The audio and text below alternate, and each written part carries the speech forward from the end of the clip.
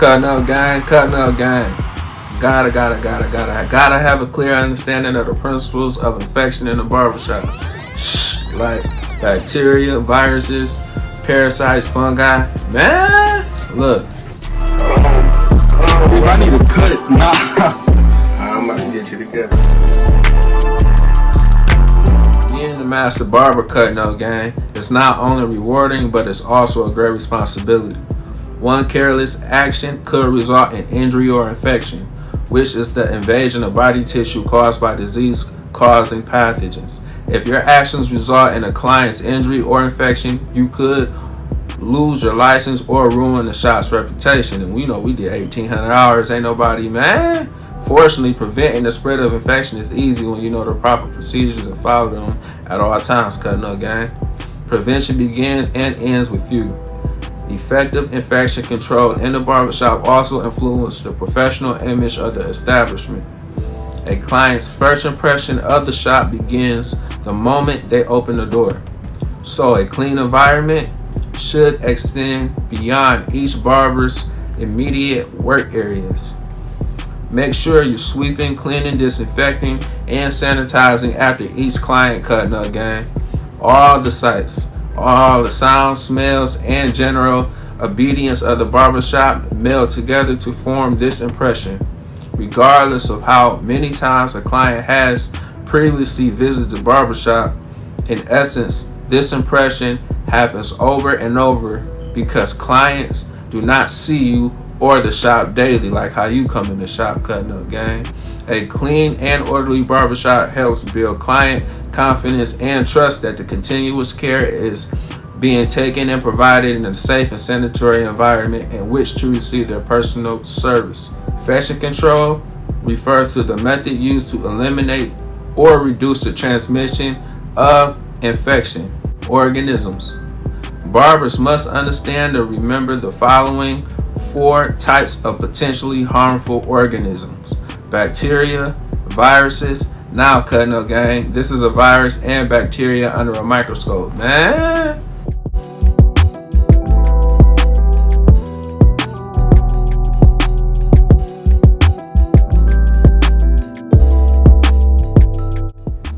Fungi,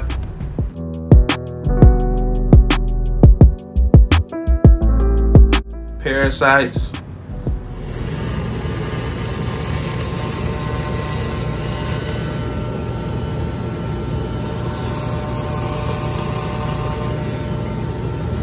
under certain conditions, many of these organisms can cause infection disease. An infection disease is caused by pathogenic, harmful organisms that counter the body.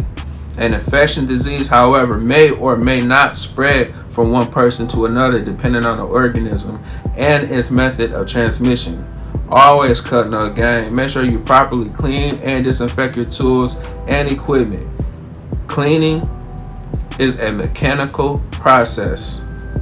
Scrubbing using soap and water or detergent and water to remove all visible dirt, debris, and many disease-causing germs from tools, implements, and equipment.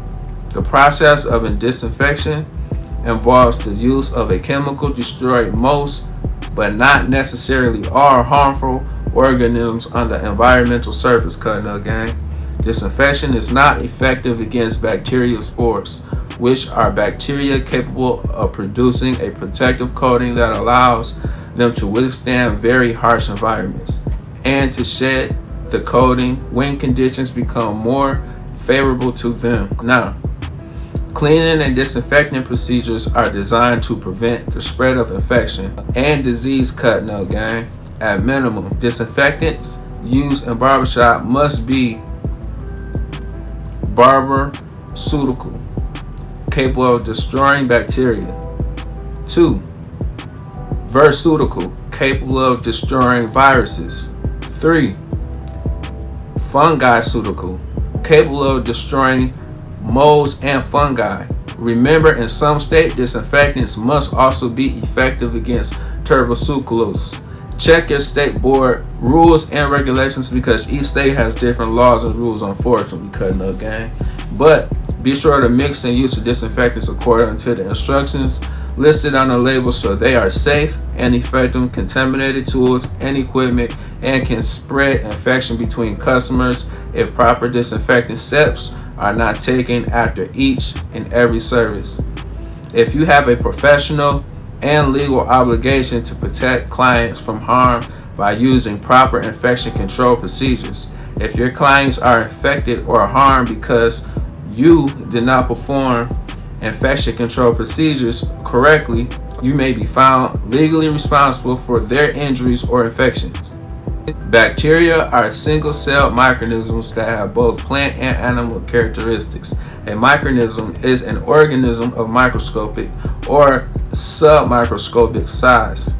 Some bacteria are harmful and some are harmless. Bacteria can exist almost anywhere, Cut No Gang, on the skin, on the water, in the air, on environmental surfaces, in the body, on clothing, under nails.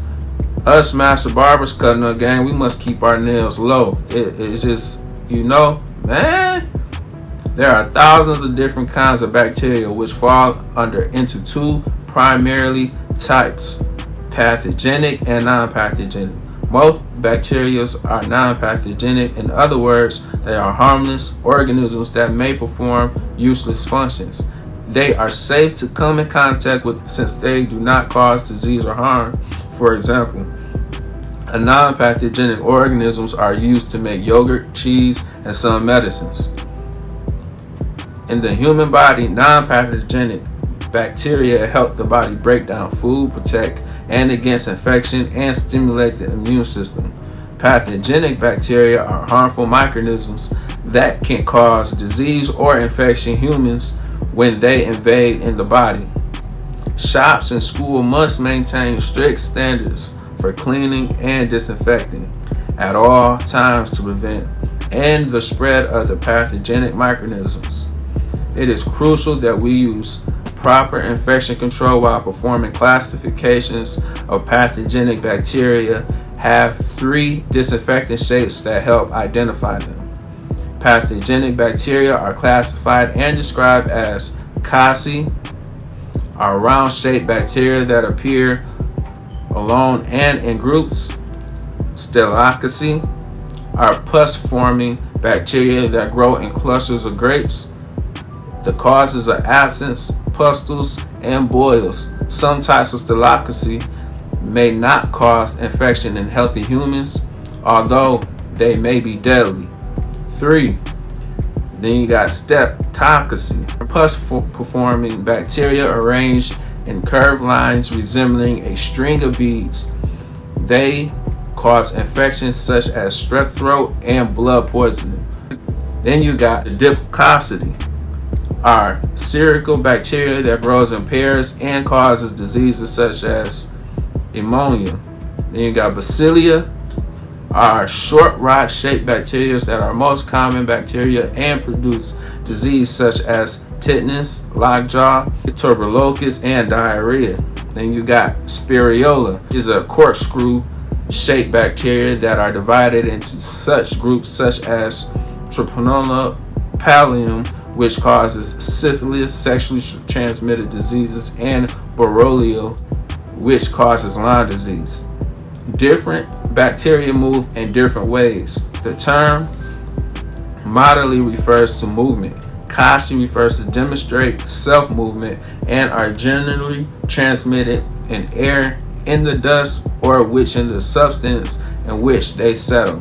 Bacillia and Spiriola are both capable of hair-like extensions called flagella for lock motion. You may also hear people refer to cilia in reference to self-movement, but they are most shorter than flagella.